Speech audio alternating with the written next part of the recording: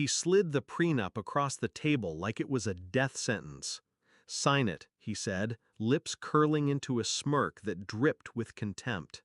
"I won't let a poor man like you steal my daughter's money." 4 days before my wedding, 4 days before the life I thought I wanted.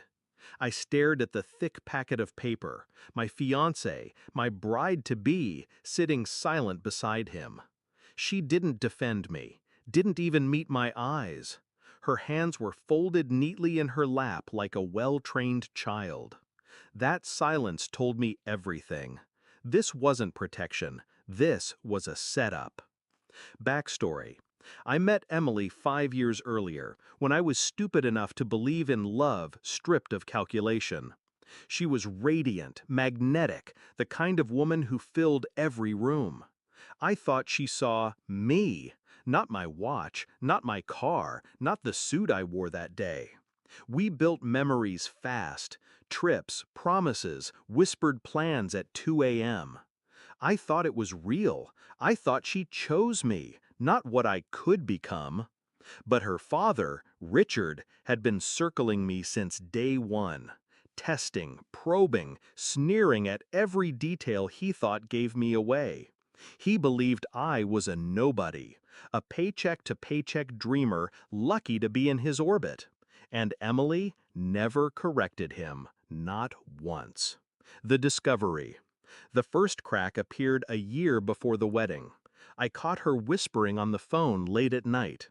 I heard words that didn't fit the woman I thought I knew. "He doesn't even know, Dad. Trust me, it's handled." Handled. Me. That night while she slept, I opened her laptop. Password, her birthday. Pathetic. Emails between her and Richard painted the picture clearly. To them, I was a placeholder, a fool too blinded by love to see the cage being built around me. The prenup was just the final lock. They wanted me loyal, trapped, legally powerless. But they'd made one mistake. They assumed I was poor. The shift. I didn't rage. I didn't confront her that night. Emotion is weakness when you're hunting predators. I closed the laptop, kissed her forehead, and whispered, "I love you," like nothing had changed. Inside, I made a promise. They would choke on their arrogance. What they didn't know was simple. I wasn't some broke romantic. I had built my own empire quietly. A startup I sold 2 years before meeting Emily left me with $29 million spread across silent accounts and discreet trusts. I lived modestly on purpose. I let them believe their own lies. And now, I had a plan. The setup. The next morning, I called my lawyer, a man sharper than any of Richard's overpaid sharks. We drafted my counterplan in silence. Step 1, sign the prenup. Smile while doing it. Pretend defeat.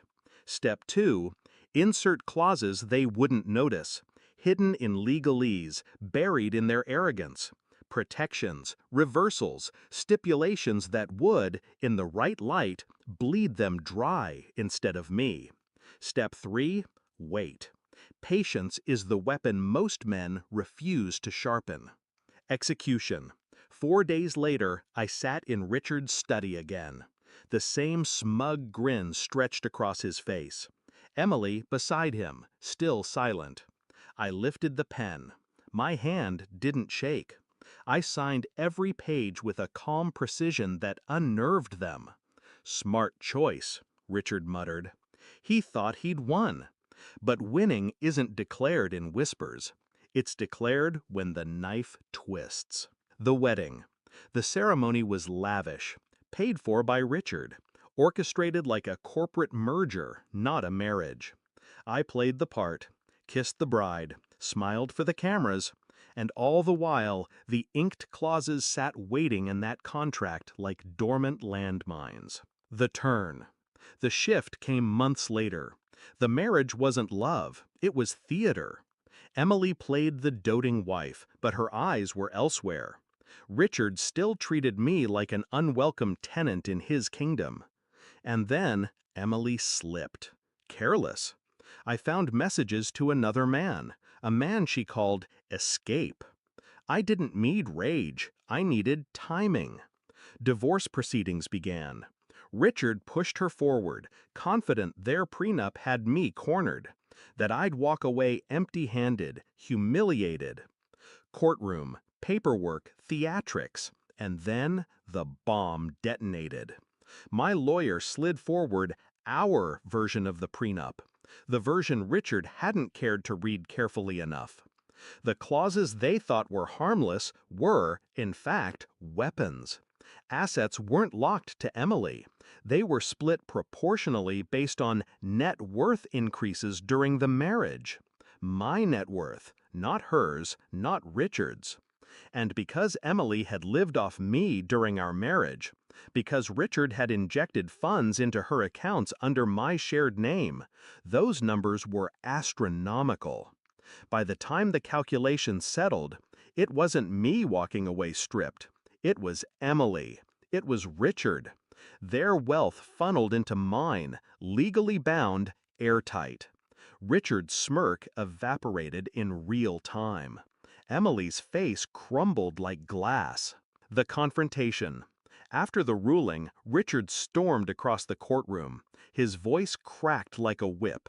"You planned this."